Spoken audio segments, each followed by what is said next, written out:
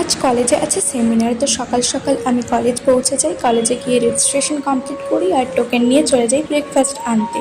আর breakfast নিয়ে আমি অডিটোরিয়ামের দিকে চলে আসি।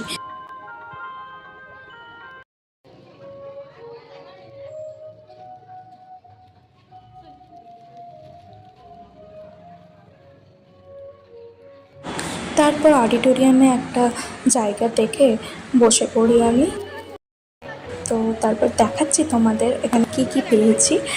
একটা ব্যাগ পেয়েছিলাম, ব্যাগের ভিতর নোটপ্যাড ছিল, পেন ছিল আর টোকেন ছিল। আর সাথে ব্রেকফাস্ট পেয়েছিলাম, সেটাও দেখাচ্ছি। আর দেখো খুব সুন্দর জিনিসগুলো ছিল। আমার আমার তো সবচেয়ে ব্যাগটা খুব ভালো লেগেছে।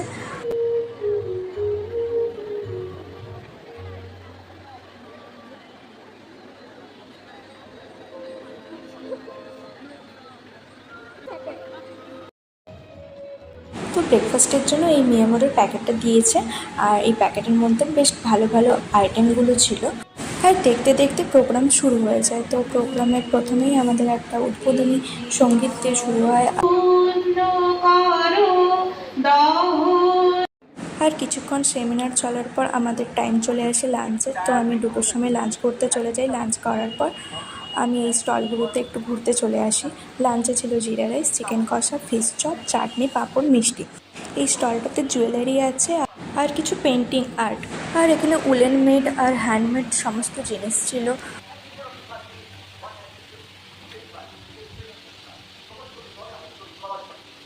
আর এই স্টলটা ছিল সবচেয়ে ইউনিক। এটা ছিল মাশরুম এক্সট্রাক্টেড প্রোডাক্ট। অনেক কিছুই প্রোডাক্ট ছিল, যেমন এখানে দেখছো soap and anti dandruff shampoo, lip balm, perfume. And এই দিকটাতে ছিল ফুড আইটেমসগুলো, যেমন পিকেল ছিল, নিমকি ছিল, পাঁপড় ছিল, বিস্কুট ছিল, ডার্ক চকলেট ছিল। বাট এগুলো সবই কিন্তু অর্গ্যানিক প্রোডাক্ট, কিন্তু সেই অনুযায়ী রিজনেবল প্রাইস ছিল। কিন্তু আমি নিইনি, যেহেতু মাশরুম সবার জন্য সুইটেবল নাও হতে পারে, এই ভয়ে আমি নিইনি। আর আমার সমস্ত কিছুই একটু সেন্সিটিভ, আমি নেবো ভেবেছিলাম ফুড আইটেমসগুলোর মধ্যে। কিন্তু আমি ভাবলাম যদি আবার খেয়ে কারো কিছু হয়। যারা স্টলে ছিলেন ওনারাই ওই প্রোডাক্টগুলো তৈরি করেছিলেন। ওনারা বলেছিলেন যে মাইল্ড কিছু রিয়েকশন হতে পারে, বাট সেটা খুব আনস্টেবল। আর আমি আরেকবার জুয়েলারি স্টলটা ঘুরে নিই।